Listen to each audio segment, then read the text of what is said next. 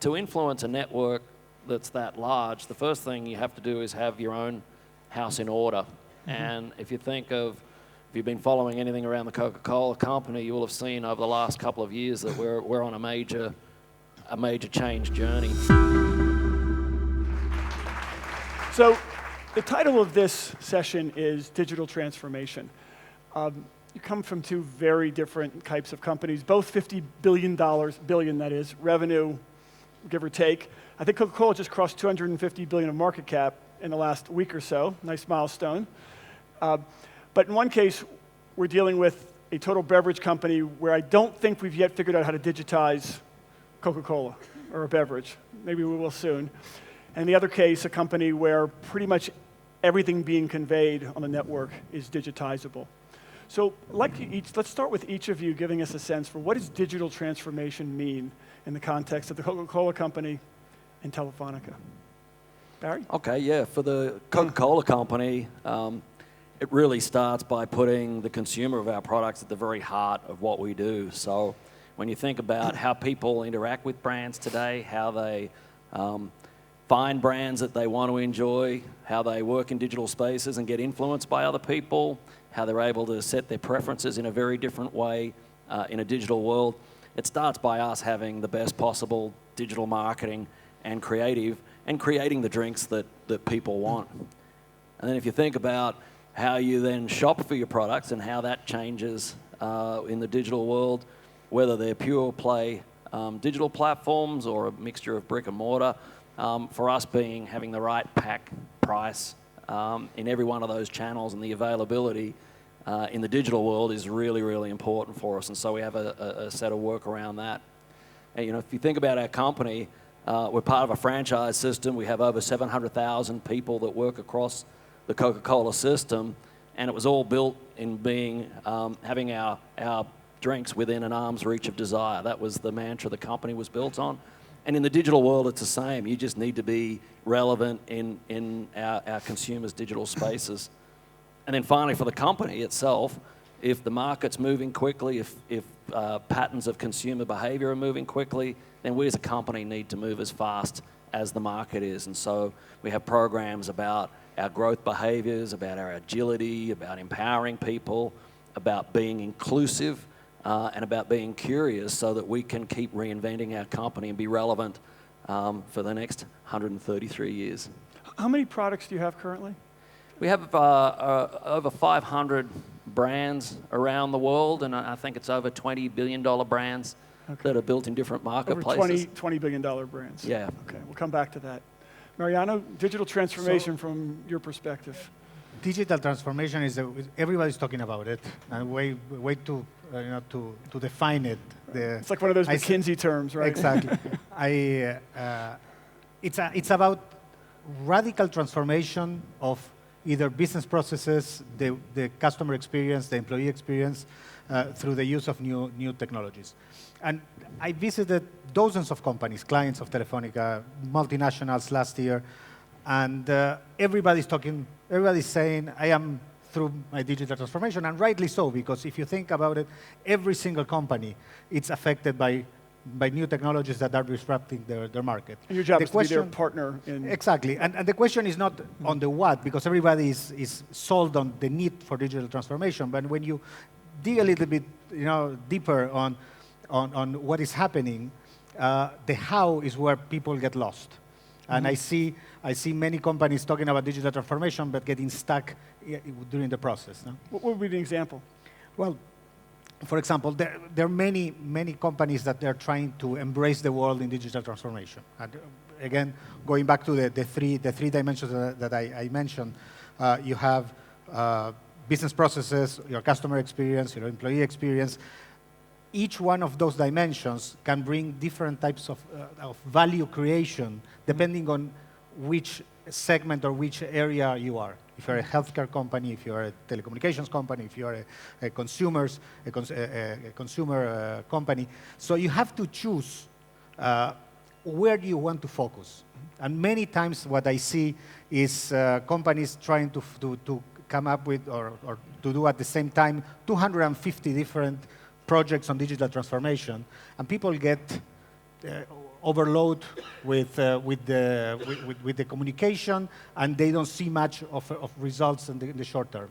So what I would advise companies is to focus on where do you think it adds a lot of value, and secondly, start with where you think you're going to have quick wins. Because a lot of digital transformation has to do with culture.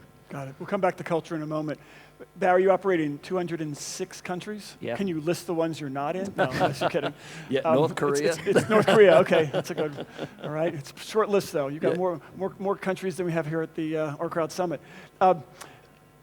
You mentioned the arm's length. That has a logistical component to it. Yeah. So talk about the internal transformation of getting these beverages, all these brands, to 206 countries. Yeah, well, if you think about our history, we've been in business a long time. 133? Yeah, and it started with the founder's idea. And in that model, the founder has a great idea. They make all of the decisions pretty much like if you've got a startup. And so your management model's fairly straightforward. We then went through a second stage of growth where we moved the great brands that we had into a number of other countries. And in that kind of organization model, you give people playbooks and you send them out to the world, now entering that third stage of growth, which is where we want people to be able to act locally and work with the local markets and be successful there, but also be able to bring in great ideas from other places. And it's really difficult to do that without being a highly matrixed organization. So we start to talk about how do we create a network of businesses across our company and across these 200 countries that can connect together and mesh together in a way where they can take the best from other markets very, very quickly, but they can also innovate and be successful in their own markets. Well, quick follow-up. How much conformity do you insist on then with all of these partners who are so critical in delivering the end product? Yeah, we're pretty open. There are things that are non-negotiable, quality standards, and some of the aesthetics of our brands. But ultimately, our partners we're a global business that has a local partner that executes, and they will know that marketplace better than us, and they should be able to go and execute in those marketplaces as they see fit. We are getting, I guess, more disciplined around data standards as we try and connect these businesses together in a more holistic way. But by and large, we've got frameworks for the companies to operate, and for them to operate at speed, they need to have the decision rights over a lot of local execution. Got it. Mariano, you made a reference to cultural transformation. I want to touch on, between the two of you, two kinds of cultural transformation, starting with the internal. Comment on what's required internally to make that change. Usually, when you're talking about digital transformation, you're talking about changing business processes, and you're touching on entrenched interests that people have. Right. So many times people are not exactly. So people are not against transformation; they're against of how they affect them, and that's something that you have to break. One of the things that we implemented last year was we implemented Agile. There was a lot of discussions on what Agile had to be implemented in all the organization, and I am a firm proposer that Agile is the way to go. But if you go into Agile, you have to think that your resources have to be shared and have to be allocated where you have your main challenges, and that changes the organization.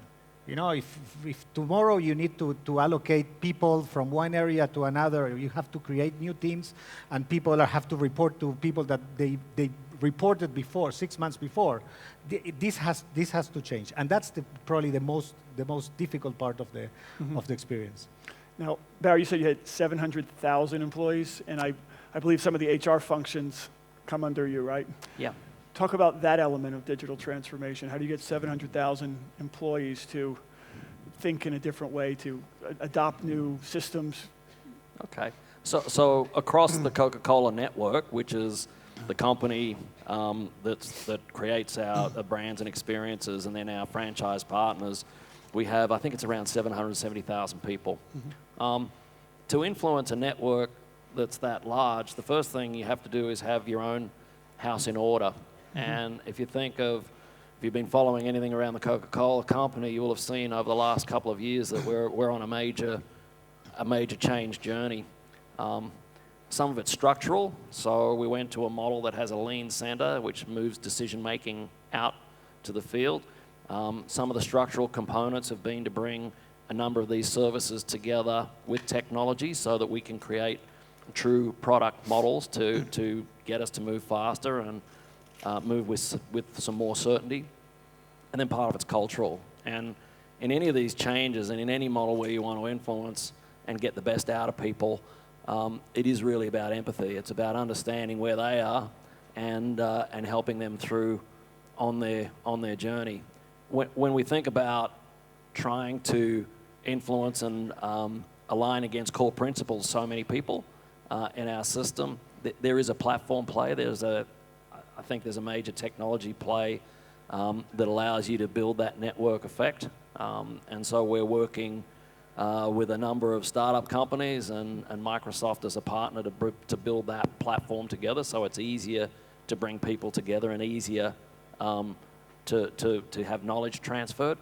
Let's stick with the startup. We have a lot of startup executives and investors here. Let's stick with this for a moment.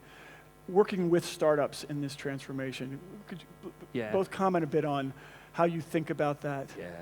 It's really hard. Like, it's really hard for the startups. I apologize for all of the pain we've caused you, because dealing with big companies is not a simple thing. We've been here in Israel since 2014 with the Coca-Cola Bridge program. And in recent years, it's morphed into the Builders program and the Builders Fund, which is investing on behalf of the partners. And we have Coca-Cola, we have Mercedes, Benz with us, and Warner Media. And all investing. And all working together. And the reason we did that is it's hard to scale ideas, and we're in a market where there's probably more capital than ideas, and so everybody's pitching at you. We need to make it easier for these companies to come together. So since 2014 until now, across the broader group of our companies, we've had 250 startups work with us, and licensing agreements of around 50 come through. So work with doesn't necessarily mean they've received any capital yet. Once they get a licensing agreement, they're getting paid something. Yeah. And then how many have received maybe equity investment? We have not. We've done some, but fundamentally, we're in the soft drink, not the software business. And we think the capital markets can organize themselves, and we want to be a consumer product. So we want to build ecosystems and plug the startup companies in and out. And we're working really hard to make it simpler for companies to work with us. So from our side, organizing our business units into these product stacks so it's simpler to navigate across the organization is something we can do. And I think for the startup community, our message is, you're all taught how to pitch, you're all taught how to sell your idea, but you really need to understand how that fits with our business and perhaps listen a little more, speak a little less, and with that understanding, I think you'll find it easier to work with us. Mariano, do's and don'ts, guidance for startups trying to work with someone like Telefonica. We made a lot of mistakes. We invested in too many companies, too small, and the problem is when you are a big corporation and you partner with companies that you cannot plug them in. It's not the fault of the startup. It's the fault of the company that cannot adapt to plug in a company that's small. So what I would say in terms of do's and don'ts is, if you're a startup here and you want to connect with a multinational, be sure that you have the scale that it requires to work with it if it works out. Second, make the multinationals pay for their POCs. I know most Everybody of the hear that? multinationals Make your multinationals pay. because for proof of concept. I've seen a lot of companies dying from success, thinking that making more proof of concept and serving the company is the way to go, and after they end up with nothing. So this is a two-way relationship. You need to have the multinational or a large corporation with skin in the game when they're working with you. Mm-hmm. Find a sponsor. Do not rely on just the person that deals with startups. You need to have somebody that is high up in the organization to make sure that your solution, your product, your idea is really being considered. And finally, try to work with companies that they have a proven track record. In working with startups. In working with startups. I was in the UK last week talking to probably one of the best VCs around, and he was telling me, when I work with my startups, and in the entertainment area, I tell them to go for Sky. Work with Sky because Sky has a great track record. I'm doing free advertising for Sky. I have no relationship with Sky, but they have to recognize, companies that do it right. Implicit in what both of you are saying is when a major company approaches a startup sees all these dollar, euro, shekel signs and thinks, because there's a big possible checkbook there, and isn't realizing what it takes to get there. Barry, any other don'ts besides don't talk so much? Well, I think the not so much don'ts but do's. I think what's worked for us is having a structured program like the Coca-Cola Bridge and the Builders Program, where we've got people curating companies for us.